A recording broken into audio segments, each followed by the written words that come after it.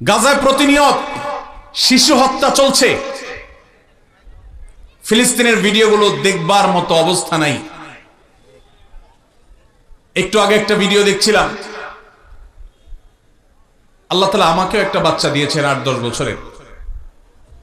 ৮-১০ বছরের একটা ছেলে ৫-৬ বছরের একটা ছেলেকে, ছোট ভাইকে বড় ভাই সান্ত্বনা দিচ্ছে, মাথার উপরে হাত বুলাচ্ছে।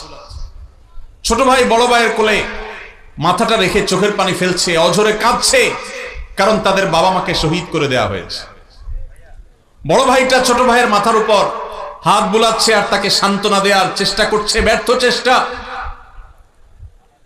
শত সহস্র শিশু আজ এতিম হয়েছে, শত সহস্র মা বাবার বুক আজ খালি হচ্ছে। যারা নারী অধিকার নিয়ে পান থেকে চুন খসলেই চিৎকার চেঁচামেচি করে, সেই মানুষগুলো আজ পাথর হয়ে গেছে।